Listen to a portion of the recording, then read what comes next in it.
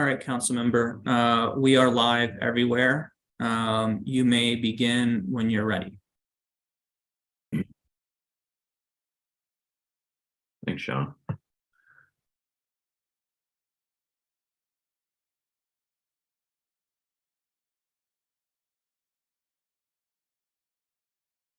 All right.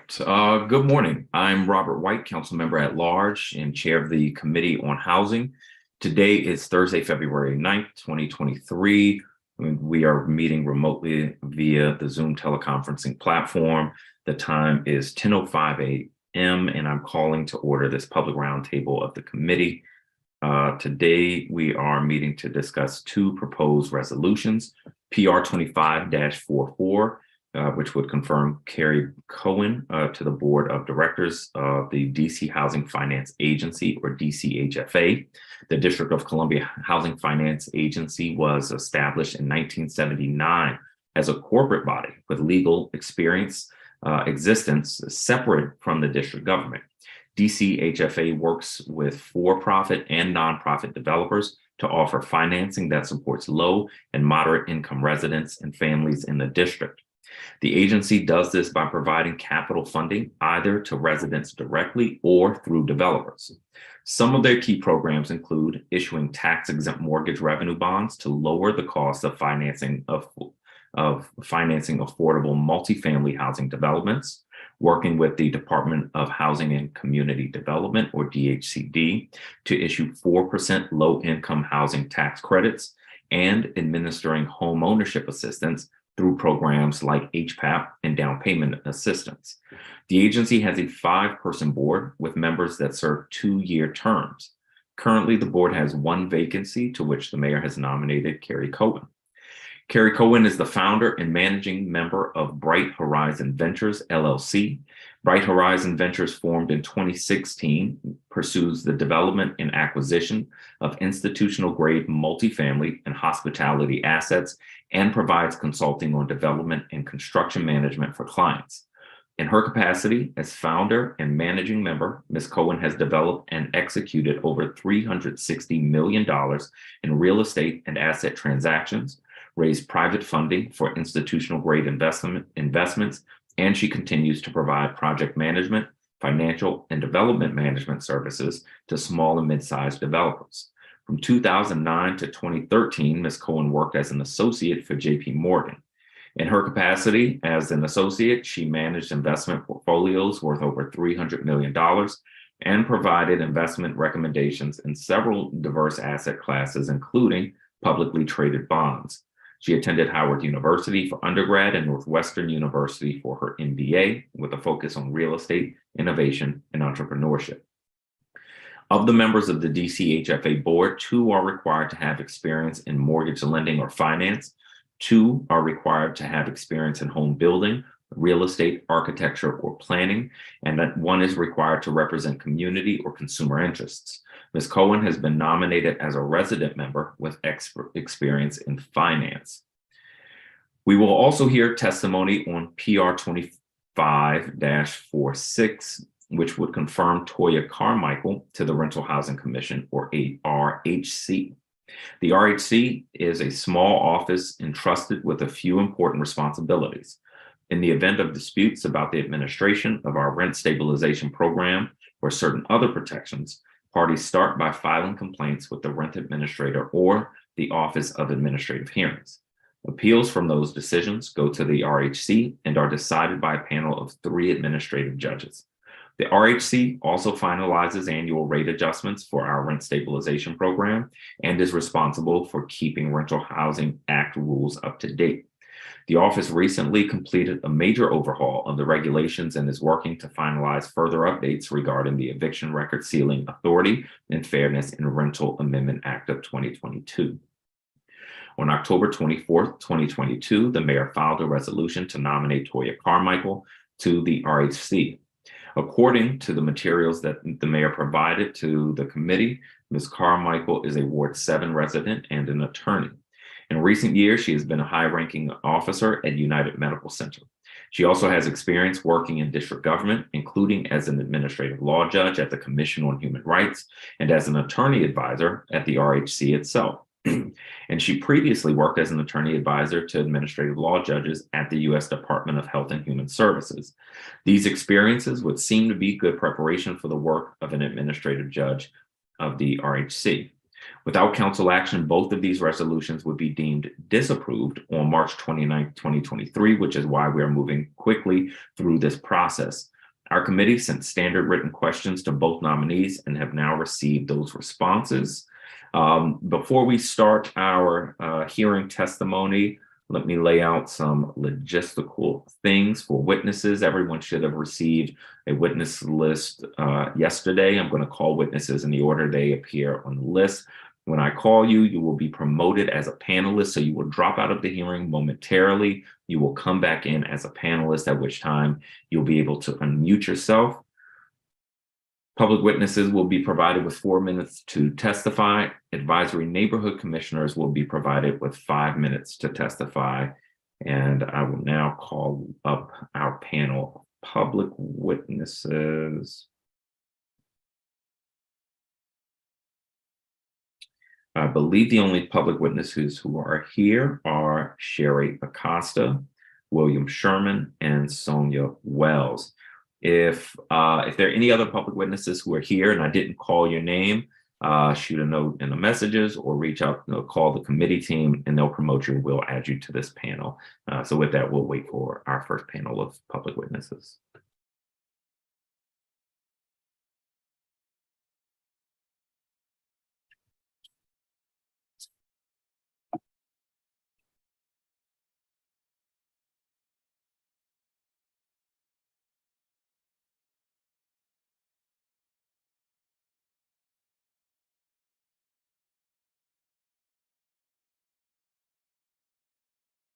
Sherry Acosta, I think you are on, but you need to unmute. Good morning, Chairman White. Can you hear me? I can. Good morning. Good morning. I would like to share my visual screen with you. So I have clicked on that command and I'm waiting for that to share my screen.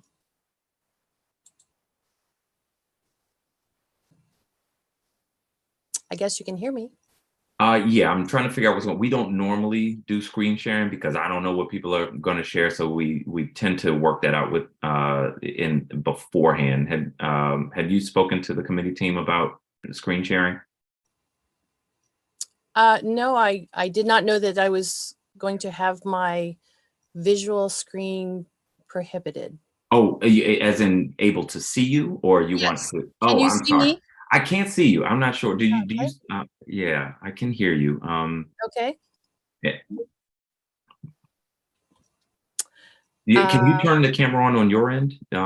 Yes, I have a built-in camera, so I have no problems. I do Zoom meetings regularly. Yeah, I figured. I'm sorry about that. Yes, I'm sir. not okay. I'm not sure what's happening. If you would like to work on that, I can call the others up before you, or you can testify without us. That's fine. I really would like my visual to be I would- shown. At the I would last too. hearing, I was prohibited from showing my face, and I'm happy to greet you with a smile once you can see my picture. All right, I prefer to see you as well. So let me Yes, do sir. this. I'm going to come back to you and have the team work with you to try to figure this out. Thank you, sir. I appreciate it. Thank you. That would bring us. I just want to keep our order correct. So, William Sherman, who we can see. Good morning and welcome. Good morning, Chairman White. Thank you for the opportunity to come and testify on behalf of Toya Carmichael for the appointment of Administrative Judge for Rental Housing Commission. My name is William Sherman. I am an attorney here in the District of Columbia. I am the office managing partner of my firm's office here in the district. We're 750 lawyers across the country. I manage the office here in the district. I had the pleasure of meeting Ms. Carmichael in 2020. I was appointed by the mayor to the United Medical Center Board of Directors. And as you've already mentioned, she was in that on that board, serving as a board secretary and also the vice president of public relations. I was immediately impressed by Ms. Carmichael based upon her professionalism, her preparedness, her command of the subject matter, not only the social and public relations issues involving the United Medical Center, but also those legal issues that she was able to articulate, even though she wasn't there serving in the capacity as a lawyer. I would often have conversations with her and she would educate me in terms of the DC laws and regulations governing the United Medical Center. And so I am no longer on that board, yet we have continued our professional relationship. I have, in fact, put her in contact with some of my clients so that they could consult with her and use her extensive knowledge and skills concerning the district and how the district government works. I do believe that Ms. Carmichael possesses all of the necessary characteristics of a good judge, and I'm sure that she will apply those to her appointment should she be appointed. She has what I would call a good professional judicial temperament. I've practiced in many state courts across the country as well as federal courts across the country. And one of the things that I've recognized about good judges is that they listen well. They are able to articulate points of view from either side. And usually the good judges come up with a good, sound decision and reasonings for that decision.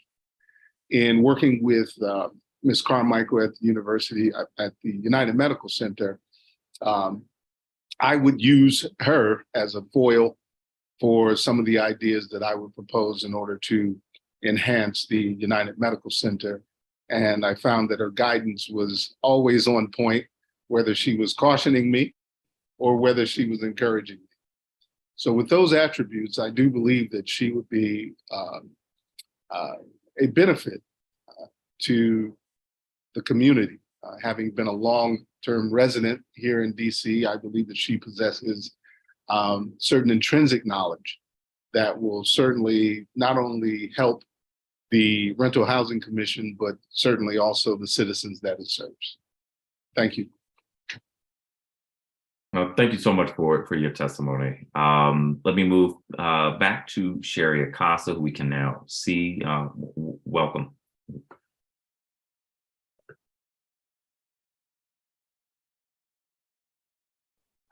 You have to, if you would unmute. Thank you. Can you hear me now? Yes, thank you. Very good, sir. Good morning. Welcome, Chairman White, to the Housing Committee. It's a brand new year. We're looking forward to great things from you. Change is always good. Usually, sometimes. Very good, sir. Good morning, Chairman White and members of the DC Council Housing Committee, committee staff members, other participants and guests. Thank you for the opportunity to participate virtually before you today regarding this important matter. I am here today to testify before your committee in opposition to the proposed nomination for Toya Carmichael to be appointed to the position of administrative judge at the DC Rental Housing Commission. I would like you to be advised that I am testifying here today under the broad protections of First Amendment freedom of speech laws and federal and DC whistleblower protection laws. The information provided in my testimony represents my personal and professional opinions derived from my experiences and observations while working and interacting at the DC Rental Housing Commission with your nominee, Toya Carmichael. Again, my name is Sherry Acosta, former District of Columbia employee for more than 18 years. I was employed by the government in 2001, and I'm going to try to summarize due to the time crunch. I worked at DHCD and I was transferred over to the Rental Housing Commission in 2011. I will skip over the fact that I've received awards from Mayor Tony Williams, Employee of the Month, and received all outstanding performance appraisals up until the point that I came to work for the former chair, Mr. Spencer. I will have to refer you to my previous testimony last year so you can review the unfortunate situation that I endured in the Rental Housing Commission from 2018 to 2020 when I was summarily terminated from my career of 18 years. I did work with Ms. Carmichael, and she initially only worked at the Rental Housing Commission as an attorney advisor from February 2018 until October 2018. As a staff assistant, I was assigned to provide clerical assistance to all members of the RHC's staff, including the attorney advisors. Curiously enough, I never received any assignments from Ms. Carmichael. I never saw any work products that she produced. I handled all of the copying, most all of the copying, filing, scanning, revisions. I'm an excellent writer and editor. I used to be a transcriber for the House and Senate. I would mention that as I returned to the commission from a detail around September 2019, I was surprised to learn Ms. Carmichael no longer worked at the Rental Housing Commission, and I was advised she had taken a position as a judge at the OHR Commission, which was also located in the same building. Almost immediately upon my return to the commission, I noticed that Ms. Carmichael was coming to the suites of the RHC on a daily basis, sometimes 3 or 4 times a day, and it appeared that she would come just to conversate, lollygag. She was a member of the so-called coffee club, and she indicated that was her reason for coming down there. I was in charge of opening the door for people with security issues at the front door, meaning we kept the door locked, and I would be pulled from my desk 3 or 4 times a day to accommodate her coffee needs. I see that I'm not given much time here, and I really have some important points to add. I was wondering if it would be possible, due to the important nature of my testimony, to be seated just a few extra minutes at the chairman's discretion. So I will have questions. Let me extend your time for 2 minutes, but I will Thank have you, sir. questions, and we'll discuss more. Yes, sir. Thank you. I will try to summarize. There was a particular incident that occurred with Ms. Carmichael when she had appeared in the commission's office for her regular coffee, water run to socialize and lollygag. And there was a situation where I needed my supervisor, Mr. Spencer, to approve an urgent leave request so I could go to an urgent medical doctor appointment. I politely asked my supervisor, who was in a meeting, knocked on the door, asked permission to have my leave request approved in the PeopleSoft system so I would not be found guilty of AWOL. It had been in the system to be approved for approximately 2 hours. Ms. Carmichael decided to insert herself into the situation, and she actually wrote an email to my supervisor after I had had the communications with him, and she wrote the following, which was used as an exhibit in an adverse action that Mr. Spencer used against me. She wrote, "I'm in writing to memorialize the inappropriate behavior I witnessed this afternoon while visiting the RHC." Basically, she told me I was borderline insubordinate, and she did this memo email to my supervisor, and I really was appalled by this. These were all untruthful, non-factual accusations, and I never have displayed inappropriate behavior in the workplace in my entire career. I believe that the false statements could be a possible violation of DC Code 22-2405, false statements. I would just say that according to the provisions of the Rental Housing Independence Clarification Act, DC Law 2220, it has specific requirements for members of the Rental Housing Commission, including possessing judicial temperament, paraphrasing, refraining from conduct inconsistent with a member of the Rental Housing Commission, conform to all legally applicable standards of conduct. I do not believe violation of the False Statements Act would conform to those requirements.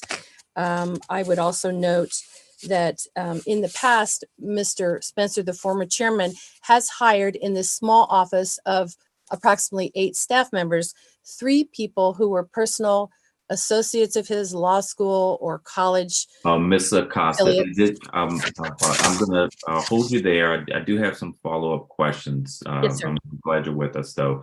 Let me move to our final public witness, Sonia Wells. Welcome. Thank you.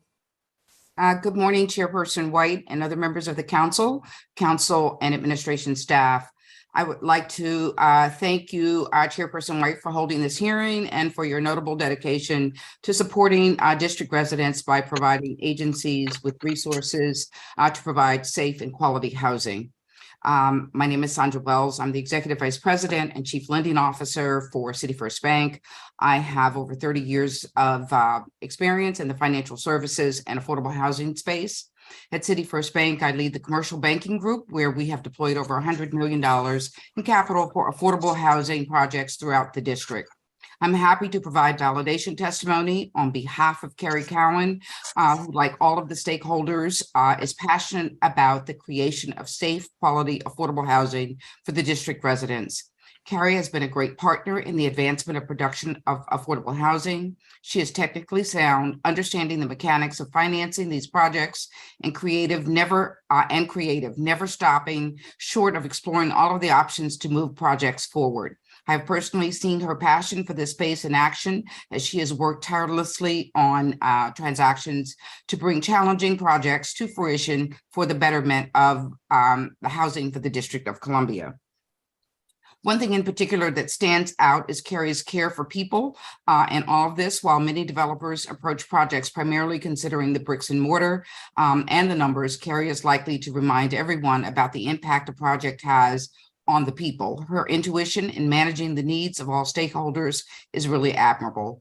As a participant of transactions that include the resources that DCHFA makes available, it is important from my perspective that board members for the agency understand in practice how these products work. Practitioners will be able to bring their actual experiences to produce development and implementation, as well as suggest iterative improvement to tools that already exist. Carrie will bring this invaluable perspective to her work as a board member. In closing, I enthusiastically support Carrie's nomination to the DCHFA board. As a committed stakeholder in the district's affordable housing ecosystem, I am confident that Carrie Cowan is an excellent addition to the board. Chairperson White and other members of the council staff, and administration staff, thank you for your time. Thank you so much. And want to again thank our public witnesses for being with us today. This is an incredibly important part of the nomination process. Just a few questions. Testimonies were clear to me. Mr. Sherman, can you discuss generally about the specific, perhaps some of the Ms. Acosta, can you mute for a moment, please? Can you discuss, Mr. Sherman, some of the legal issues that you worked on with Ms. Carmichael's, or give any examples of places where you used her advice or witnessed her discretion? There were several occasions where we had to deal with employment issues concerning some rather high-ranking individuals at the hospital, professionals. And there were situations where the board was called in to make disciplinary decisions. Ms. Carmichael was able to guide me to the particular regulations which affected the way the board needed to make the decision, the process by which the board had to go about making its decision, such that we would not go afoul of any laws in making the decisions that we were required to make. And so I was particularly impressed that she was able to guide not only me, but I think the board as a whole to certain regulations that helped us in the process and not running afoul of the law. I appreciate that. Ms.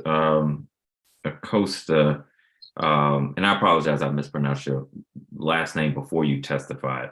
Have you seen, I know you worked with Ms. Carmichael at one point, have you seen her work product or any work product that gave you cause for concern? You're muted now.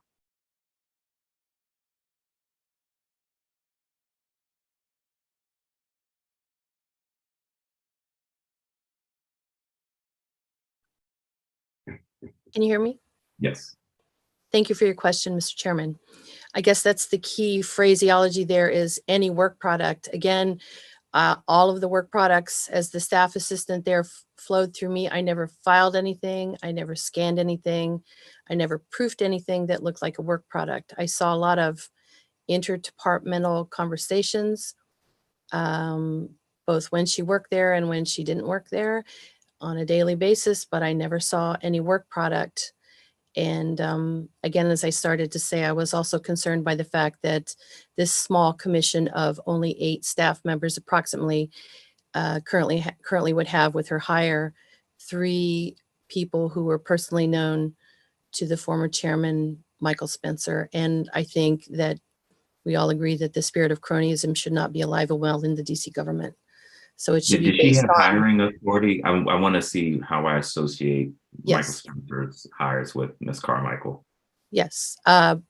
They are personal friends and acquaintances. Of hers, Pardon? of Ms. Carmichael's? Miss Carmichael and Mr. Spencer, yes.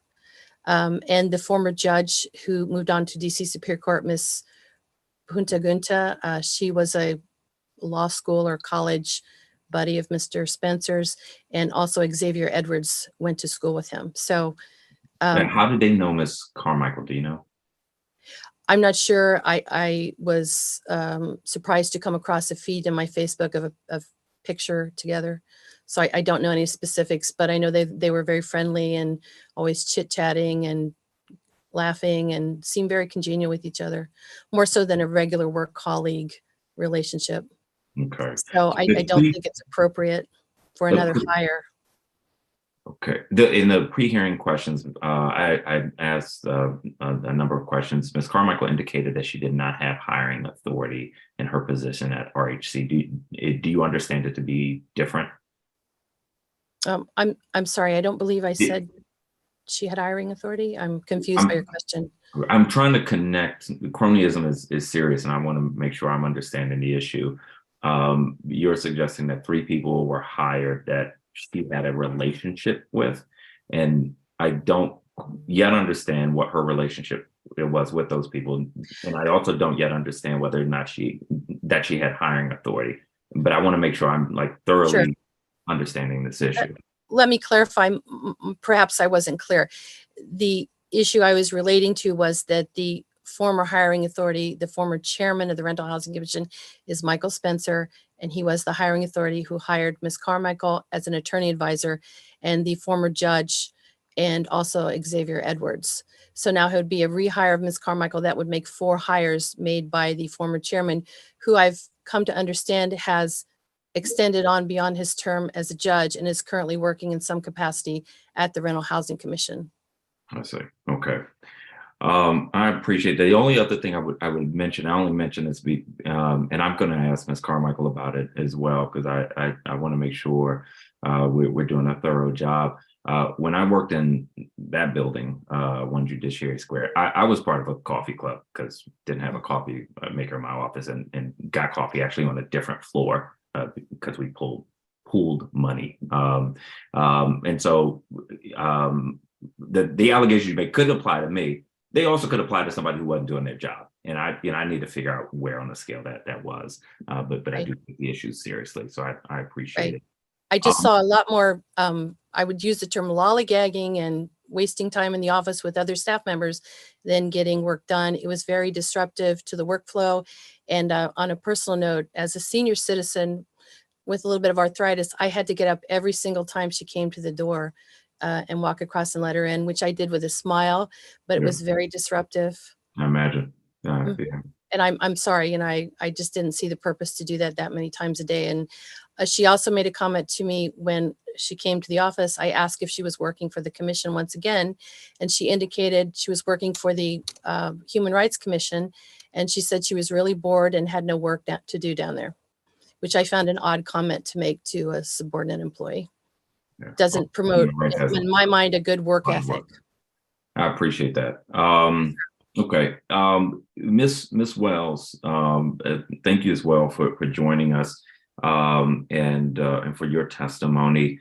My biggest concern or thought that I want to understand from you and your interactions with Ms. Cohen in the past. Do you think that she can hit the ground running at DC HFA? And if so, why? Some of this you mentioned in your testimony, but this is the place I really want to focus. No, absolutely. Well, for one thing, Carrie consults with one of the largest minority developers in the District of Columbia, and Banneker Ventures. And so if anyone knows Omar Kareem, if you can't hit the ground running working with him, you will definitely not survive. So I would venture to say, and on some very large projects. So yes, I definitely think that Carrie would be able to hit the ground running. I appreciate it. Well, let me thank you all for providing testimony, helping us to fill out the record and help inform some of the things I need to ask our nominees about. I appreciate your time and attention to this, and thank you again for being with us. Great. Thank you very much. Have a great day. Thank you. You too. We now will move to our nominees, and our first nominee today will be Carrie Cohen.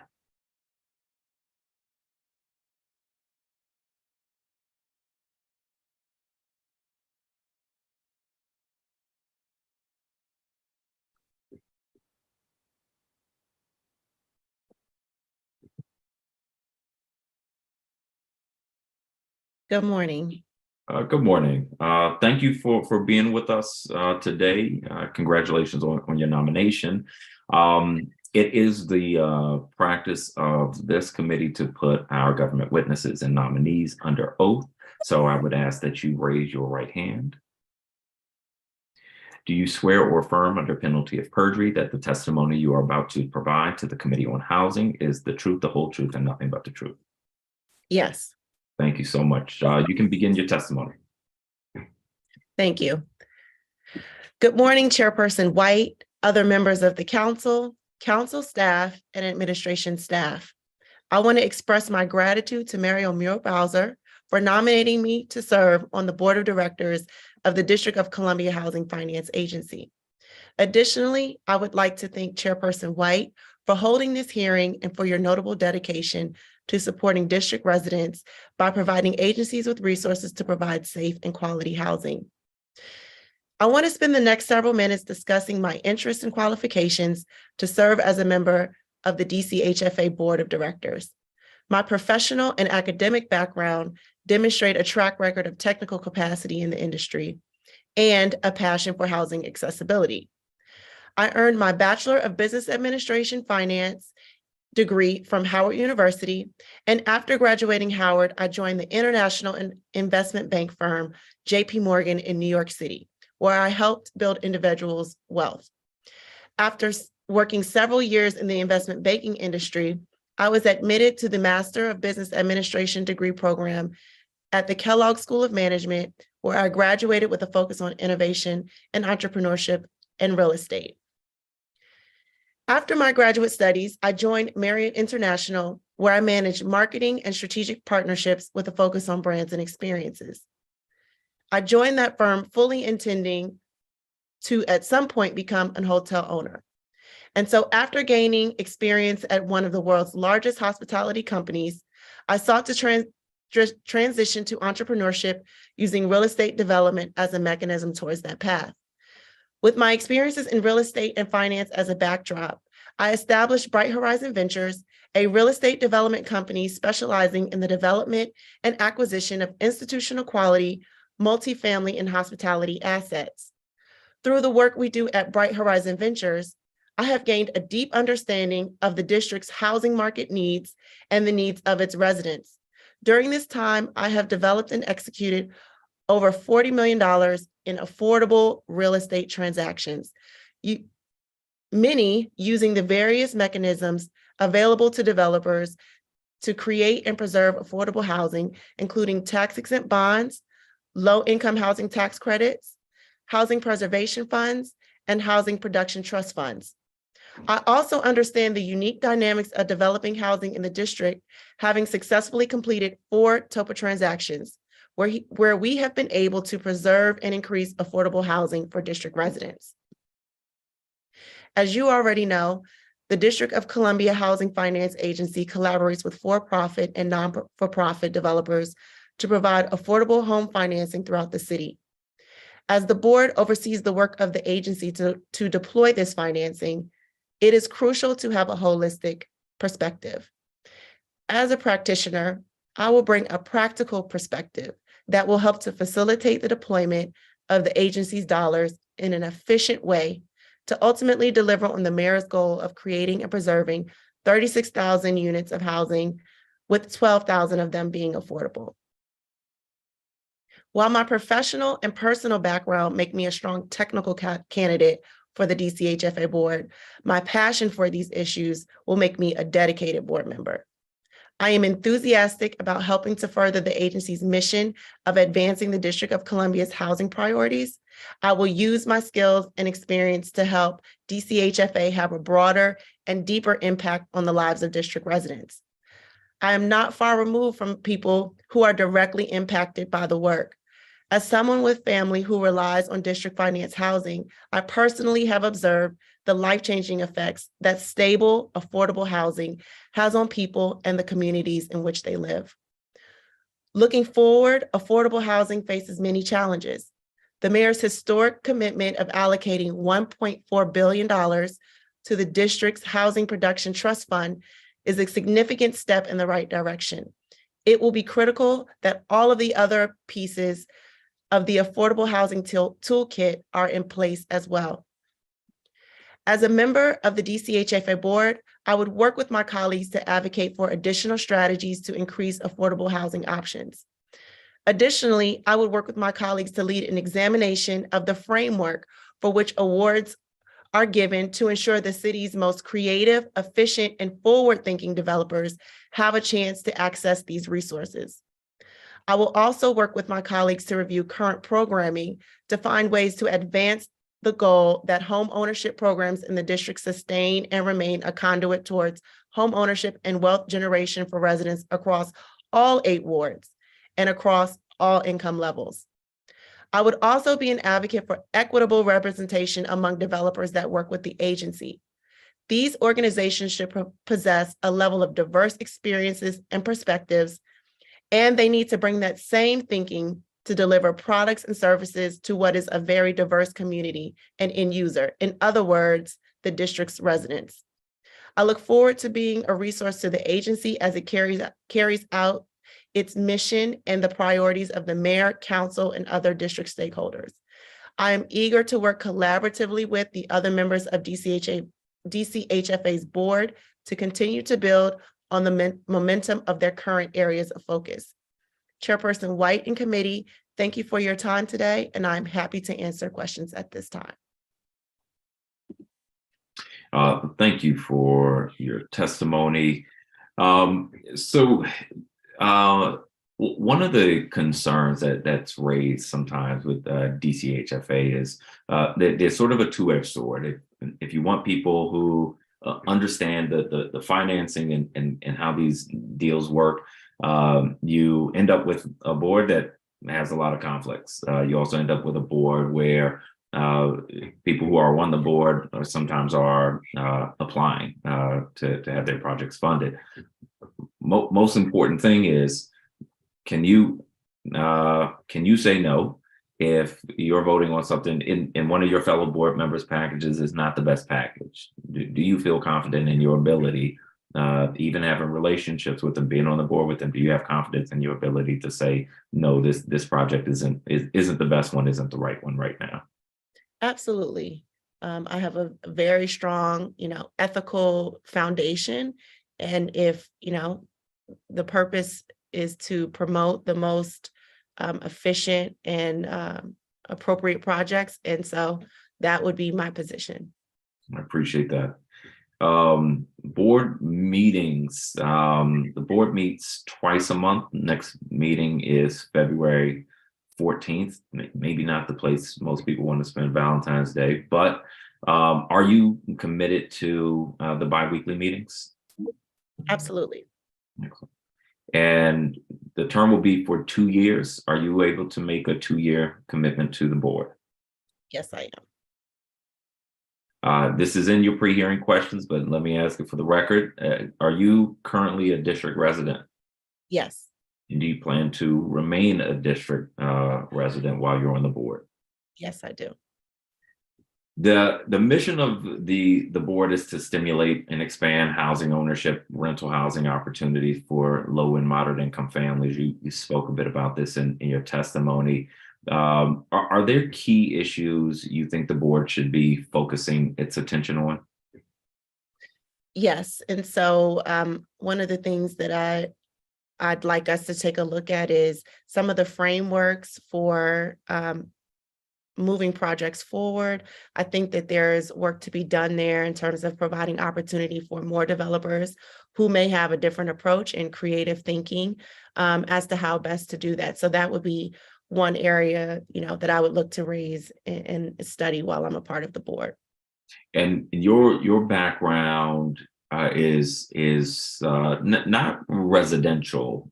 It's more sort of hotels. Is that right? So it's both. Okay.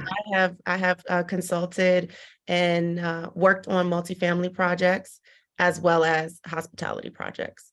Okay. Not that I think that's a bad thing. Just I'm trying to understand the perspective you Sure. bring.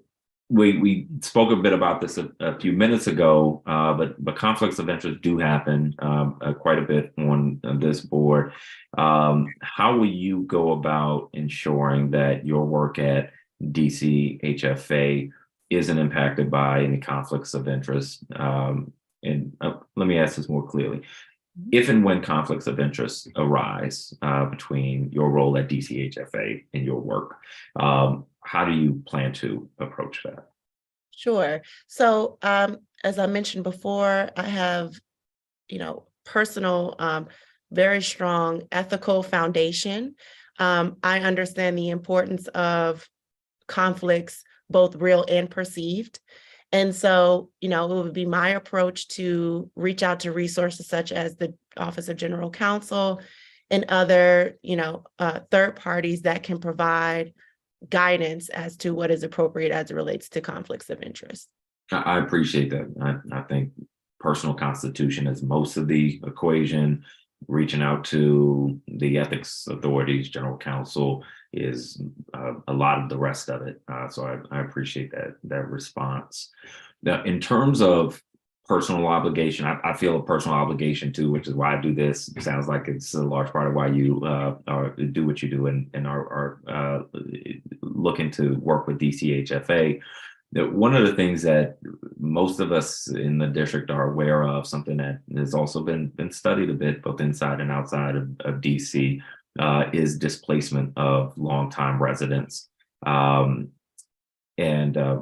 we are at what I would say is a crisis level of displacement, particularly over the past couple of decades. Are there any steps that you think DCHFA can take to better ensure that affordable housing is available for people who want to continue to live in the district? Yes, I think that's a very important point that you bring up, one that I'm sensitive to as a native Washingtonian. And I think that, there's a couple of ways that we need to look at that. Is one, ensuring that the housing that is produced is at a varied level of income so that there continues to be accessibility for folks at all incomes. There should be, diversity in terms of placement across all wards in terms of affordable housing accessibility. And I think, work can be done, but if no one knows about it, that also isn't helpful as well. And so I think that we could potentially look at ways to communicate more broadly housing accessibility opportunities for the folks that, would need access to those resources. Appreciate that. As a fellow native Washingtonian, I'm obligated to ask what high school you went to. GDS, Georgetown Day School. Excellent. The board is meant to support residents and families of low to moderate income levels. I have concerns. I hear concerns.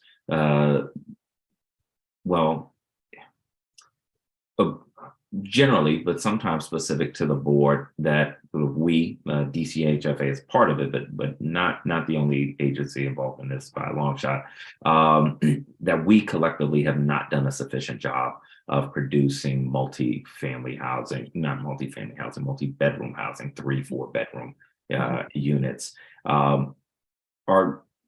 Do you see this as an unmet need, and are there other places where you see an unmet need that we should be turning some focus to?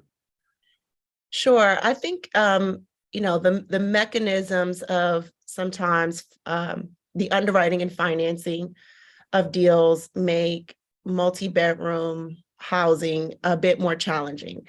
And so I think what we can do is study how to further incentivize, not just from a point standpoint, as an example in an application, but provide financial resources and support in the Affordable Housing Toolkit that helps to make the underwriting of larger bedrooms more financially feasible. And so, that along with, other areas I think that we can look at is the diversity of developers that are coming forward with projects, right? I think that, as we know, generally diversity facilitates, a variety of point of views and perspectives to problem solving. And so I think that we can look at, how we create a platform where more developers with different approaches can provide solutions to the problem. And I think, there's lots to be learned out of that, right? In terms of being able to benefit more people than have been able to access the housing than before. I appreciate that answer. I'm not in the development community. I know some folks in the development community. Diversity of race, color, age doesn't always mean enough diversity of perspective. Do you see enough diversity of perspective, or do you see openness to diversity of perspectives that can help push us on affordable housing and multi-bedroom housing? I think that there are frameworks that exist that give certain groups more of a advantage than others. I think that, even if you look at for-profit developers versus non-profit developers, I think there are frameworks, as an example, that may give not-for-profit developers more of an advantage. And I don't necessarily think that correlates to the ability to provide better housing or better affordability options. So there are just some historical frameworks that I think that we could re-examine, and that may inadvertently be excluding certain types of developers from being able to put forth a project or bring forth a solution.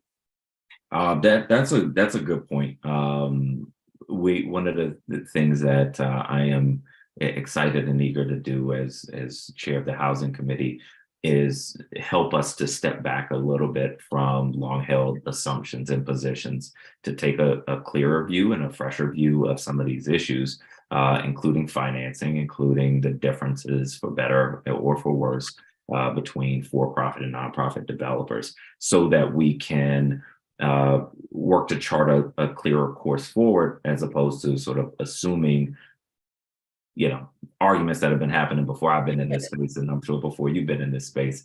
So I do take your point. And if there are things that you believe that I or the committee can or should get smarter on, this is a year where we're working deliberately to do that. So I encourage you to share those thoughts with us. Now, the other request I would make is, can we count on you to push for more ideas on multi-bedroom housing if you assume a role on the board? Absolutely. I'd be happy to do that. The board develops relationships with national banks and equity providers to better understand the demand for district residents. Demand, I assume should influence production. Do you have relationships with banks and equity providers that you can bring to the board, or other folks that can help understand demand and development ideas and funding ideas? Yes, I would love to bring, the relationships that I had. I think thankful to Ms. Wells' testimony on my behalf as a person at City First, a leader at City First Bank, right, is just an example of some of the relationships I've been able to develop and look forward to bringing to the work to help us do more. Yeah, that's a good example. I appreciate it as well as testimony as well. Just two more questions, and one picks up on something we were discussing just a minute ago. Given your background and experience in development finance and affordable housing, what do you think the public or the council gets wrong in this space? I'm not quick to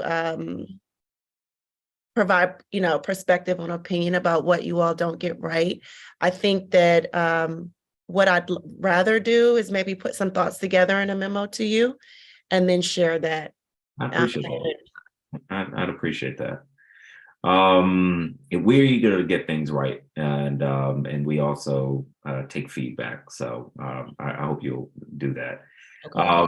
And finally, as we, the new housing committee, take on this role, are there areas that, in your experience, you think we should be focusing our attention?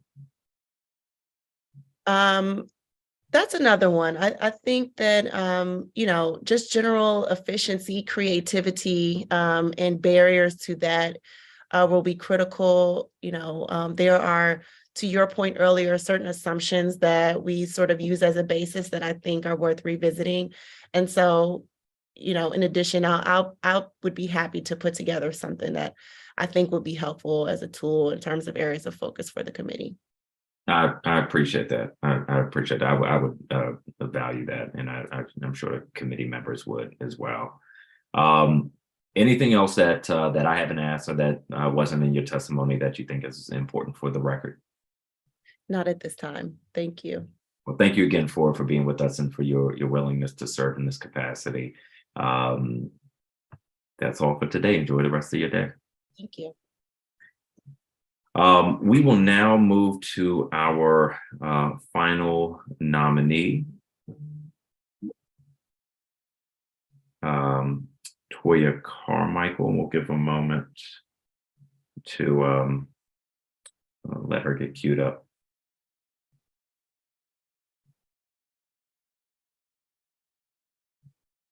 Good morning, Councilmember White.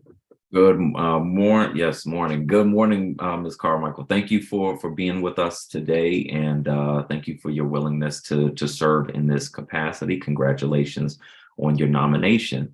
Thank you. As you probably heard in the last round, it is the practice of this committee to put our government witnesses and nominees under oath. So I would ask that you raise your right hand.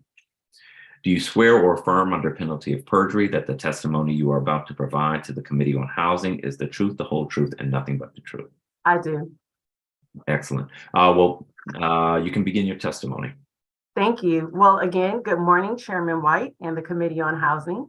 My name is Toya Carmichael, and I am extremely grateful for the opportunity to speak with you today regarding my interest in serving as an administrative judge with the Rental Housing Commission. I am honored to receive Mayor Muriel Bowser's nomination for this role, and I thank her for selecting me for this prestigious opportunity.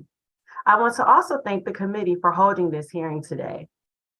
If I might, I want to spend a few moments discussing my interests, qualifications, and desire to serve as an administrative judge for the Rental Housing Commission.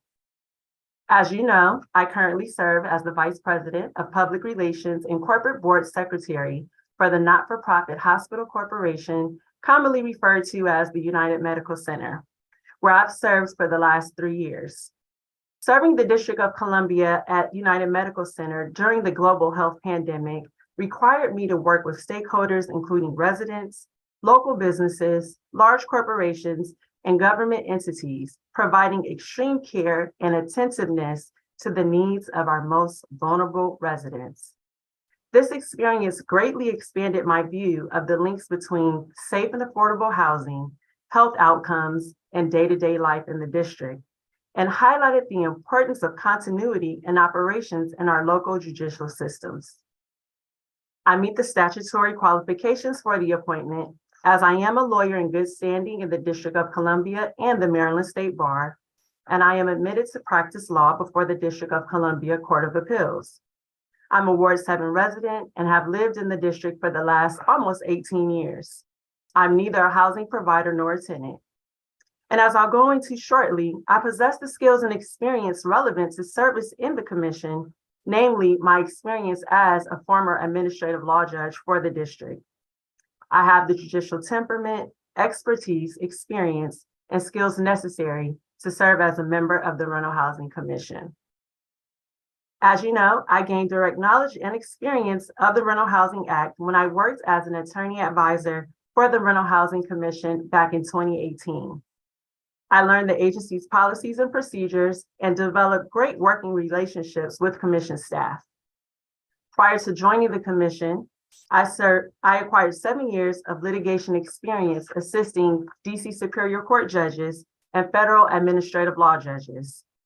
It was through these experiences that I learned how to apply the law in a neutral manner and analyze complex legal issues from a judge's perspective, engage in de novo review of evidence and witness testimony, and write complex judicial opinions in layman's terms.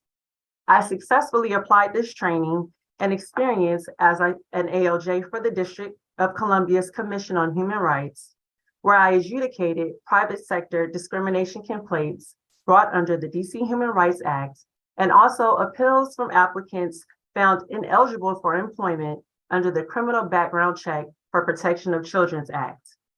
In this role, I managed every aspect of adjudication, including mediation, setting discovery schedules, presiding over evidentiary hearings or trials, and drafting decisions and proposed decisions. I also sharpened my dispute resolution skills, serving as a mediator for our cases and closing cases in mediation, as opposed to expending the district's resources on sometimes costly evidentiary hearings. As a proud Ward 7 resident for the last 18 years, my commitment to serving the district is also evident by my leadership in public service organizations, including the Federal City Alumni Chapter of Delta Sigma Theta Sorority Incorporated, Allen Chapel AME Church, Thrive DC, and the Federation of Community Organizations for the District of Columbia. My contributions to the legal community have been recognized by my alma mater, Georgetown Law Center, as well as the Washington Bar Association and the National Bar Association Young Lawyers Division, which created the Toya Carmichael / Brandis Ash Community Service Award in my honor back in 2017. Council member, I share all these experiences with you to display my ability to adjust and apply my skills to address issues in our cities whenever and however necessary. The current state of rental housing in the district will require the Bowser administration and the council to enlist additional support and strong committed teams at agencies, including the Rental Housing Commission and the Department of Housing and Community Development.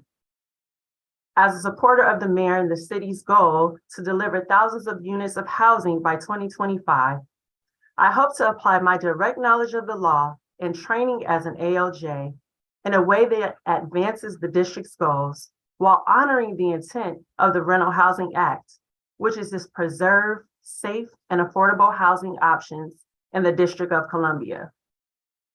Having served as a mayoral appointee on the Commission on Long-Term Healthcare, my previous employment with the district, my community work, and my current role at United Medical Center, I know what it takes to properly and proudly represent the District of Columbia, and I've developed many great relationships with district government at every level.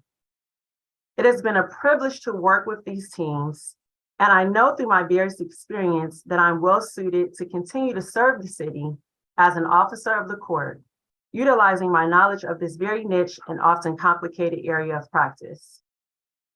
If confirmed for the position, I will bring a fresh, well-rounded, and balanced perspective to the Rental Housing Commission, viewing cases through impartial lenses and a background understanding of the perspectives of all parties involved. Chairman White, this concludes my testimony.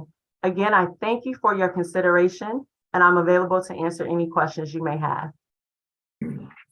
Thank you so much. I appreciate your testimony and appreciate you being with us today. Let me start with some concerns raised from a public witness. There was an allegation that I hope I'm characterizing it appropriately, that you're not a hard worker and do a lot of lollygagging at work. Can you talk to us about how we should digest that testimony? Sure. Thank you for that question, Council Member. Well, I will say that in preparation for this hearing, I was issued a very good and thorough list of questions and background questions.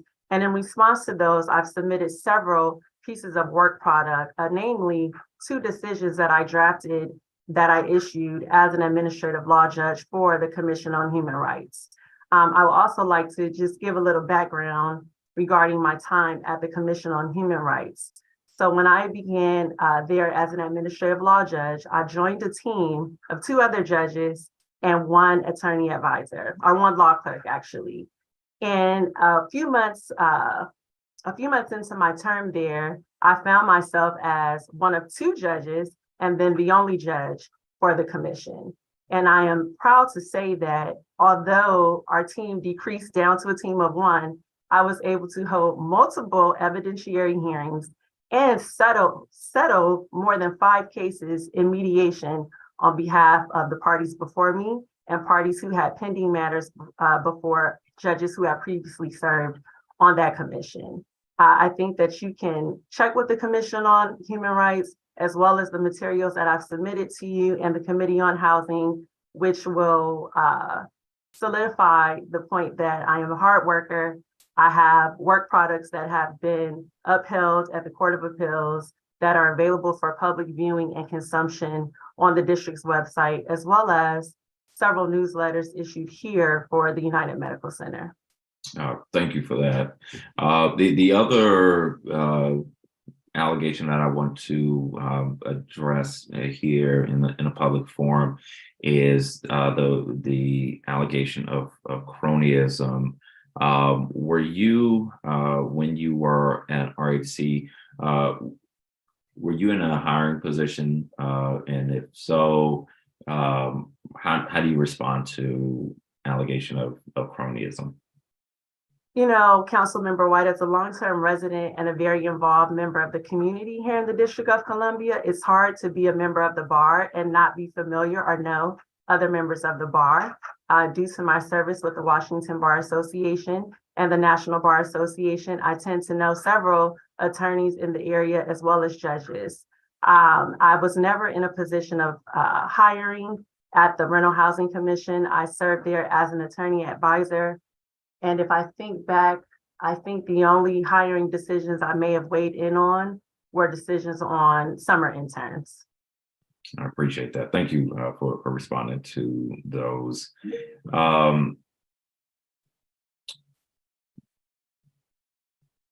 lot of, you answered a lot of questions in your pre-hearing questions, but let me just run through one in particular that's just always important to put on a public record.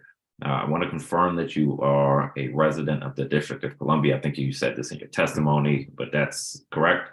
Absolutely. 18 years come this June. And if confirmed, do you intend to remain a DC resident throughout your tenure? Absolutely. The law requires that RHC administrative judges have skills and experience relevant to 1, litigation, preferably involving appellate practice and pro se litigants, 2, administrative law, preferably complex regulatory law, or 3, housing law, preferably regarding rental housing and rent control? And which of these areas would you say you have substantial experience? Councilmember White, I have substantial experience in all of those areas. I was a law clerk for years at DC Superior Court. I have been an attorney advisor at the Rental Housing Commission. I've also served as an administrative law judge for the Commission on Human Rights. And at the Commission on Human Rights, we had several pro se litigants. I've also served as an attorney at the Board of Veterans Appeals. And those cases are all claims by veterans who are 99% of the time pro se. And they're appealing decisions about their veterans benefits or their entitlements from regional Veterans Affairs offices below. Although I was not a judge there, the Board of Veterans Affairs cases are written by the attorneys. We sign off on them as well as the judges. And those cases, as I said, often are brought by pro se litigants. So I have experience in all of those areas. Thanks for that. Another requirement is that RHC judges must have at least 5 years of experience in the practice of law. Can you delineate where I understand the positions you mentioned those? Don't immediately remember. I've looked at your resume, but probably important to put on the public record anyway. Do you meet that requirement, and if so, how? Yes, Councilmember White, I've been an attorney licensed and to practice law in the District of Columbia since 2010. Since 2019. And I've been licensed to practice and I've practiced law barred in the state of Maryland since 2010. I spent 3 years at the U.S. Department of Health and Human Services, 1 year at the board. In an attorney position? Yes, as an attorney advisor. I was an attorney advisor for 1 year at the Board of Veterans Affairs. As I mentioned, I served as a judicial law clerk to Judge Yvonne Williams at DC Superior Court for 2 terms. I was an administrative law judge for DC government for 18 months and served as an attorney advisor again at the Rental Housing Commission. I appreciate it. Hey, have you identified any potential conflicts of interest or situations that might create the appearance of conflicts for your work at RHC? I don't believe I have any conflicts of interest for my work at RHC. I have never represented tenants or housing providers in any jurisdiction. And my experience in housing law, it comes directly from my past work there as an attorney advisor. I do not, in private practice or in other areas of life, deal with issues related to housing. In your bio, I noticed that you have a consulting service, Carmichael Community Connections. The website indicates that you've helped write applications resulting in over $100,000 in government grant awards since 2017. Does this present a conflict in your opinion? I don't believe it presents a conflict. None of the grant applications that I've submitted or my clients, the grants that my clients have been awarded have come from the Department of Housing and Community Development, and the Rental Housing Commission is not a grant making agency. So I don't see any conflicts of interest with my business in relation to the Rental Housing Commission. Okay. Will you, if you have not already, consult Vega just to get their opinion on that? Absolutely. I would be happy to get a written opinion from Vega. Thank you.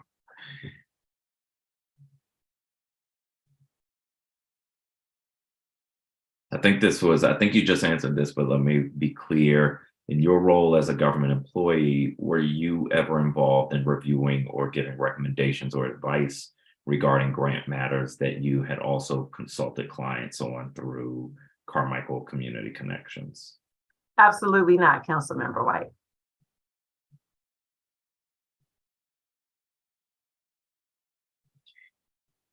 DC Code section 1-1162 23 requires government employees to recuse themselves from matters that have a direct financial impact on people with whom they have a close connection, even unpaid connections. If confirmed, how will you keep an eye out for these types of matters? If confirmed as an administrative judge for the Rental Housing Commission, we are always briefed by the attorney advisors on the cases that are coming before us and who the parties are. If I was presented with a case where I knew any of the parties, whether it be a housing provider, a witness, or a tenant, I would have a conversation with the chief judge, who is currently Lisa Gregory, and talk about, my concerns of any potential conflicts and how we might be able to adjudicate that claim with or without my participation.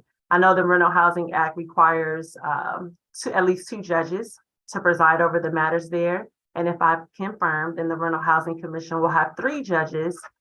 So at least 2 of us will be able to serve at any given time if conflicts present for one of the other judges there. And you have experience, as we know at this point, with RHC, so you don't go in blind with respect to the mission or the work of the agency. So what will your priorities as an administrative judge be if confirmed? One of the priorities, if confirmed, would be to work with the Rental Housing Commission on the timeframe in which they're able to hold evidentiary hearings and issue their decisions. As it was stated earlier, I was there for just a few months when I served as an attorney advisor, and I don't believe in that time that we issued any decisions. So one of my priorities would be to think about how we can, hold our hearings sooner and issue decisions, bringing some resolution to the parties in our matters.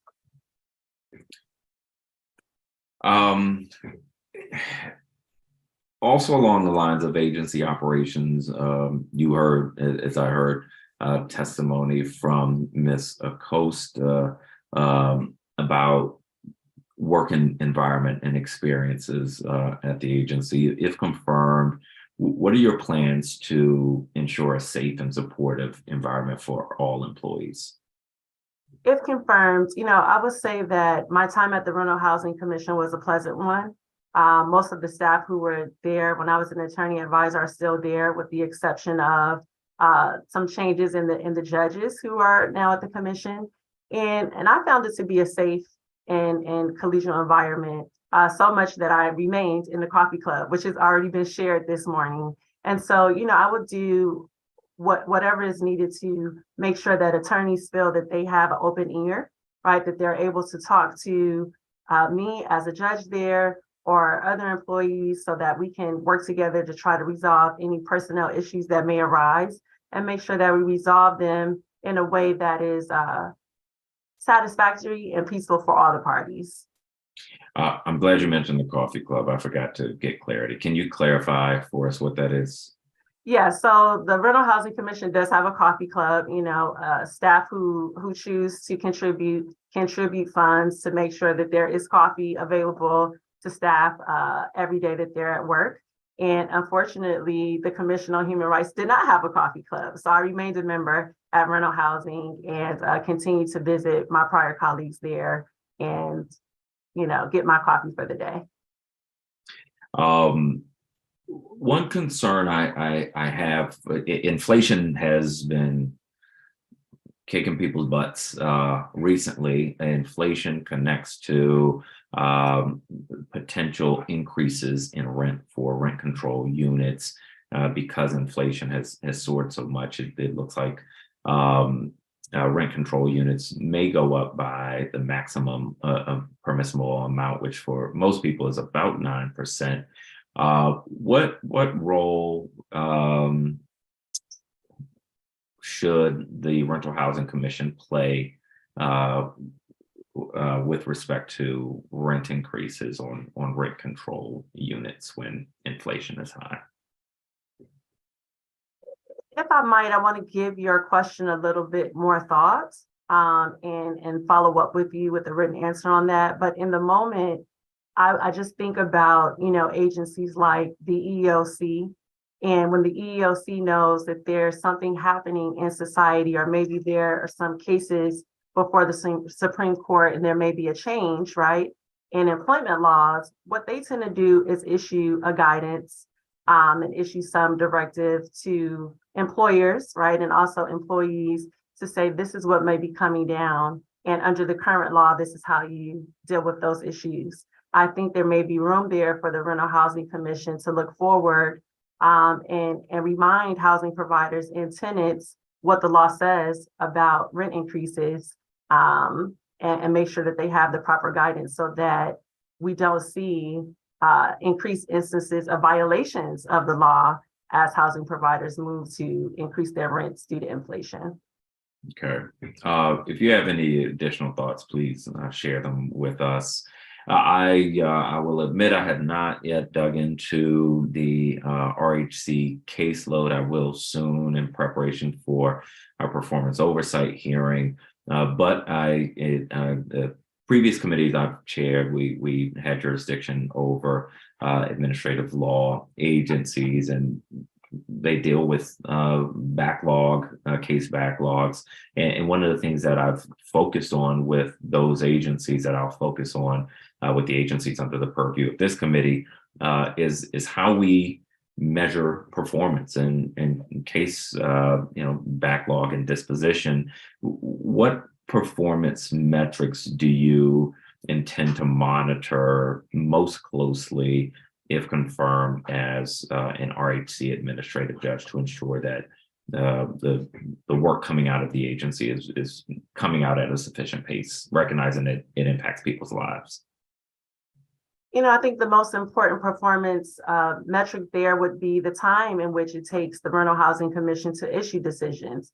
These are very complex cases. The law, as I mentioned earlier, is a very niche area of law, and there are several different guidelines and regulations that must be taken under consideration when hearing evidence and issuing decisions. But I think that, we have to recognize and stay committed to giving people some relief in this issue that is so germane to their life. Where we live and having safe and affordable housing is number one, right? And so I think that really staying focused on the time in which it takes to issue decisions will be my number one area of focus if appointed to the Rental Housing Commission.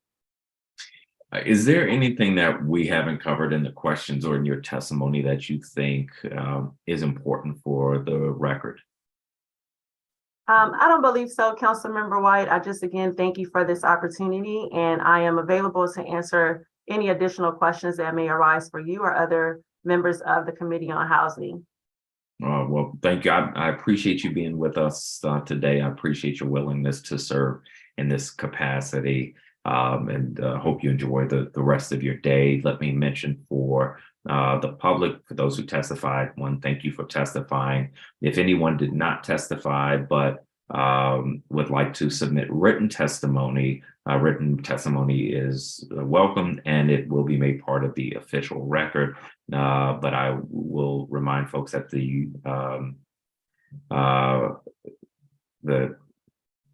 what's the word I'm looking for? We close the record closes. Yeah, I'm trying to figure out when the record closes. Sorry, when will the record close? My staff is going to let me know momentarily. Tomorrow at the close of business. Thank you. So please submit written testimony by then. You can submit testimony at housing@dccouncil.gov, housing@dccouncil.gov. And there's the note that says when it closes, which I missed. A final note, if anyone listening is interested in learning more about the work of this committee or my office, please sign up for our newsletter at robertwhiteatlarge.com. With that, the business before this committee is concluded. The time is now 11:23 a.m. and this roundtable is adjourned. Thanks again for being with us.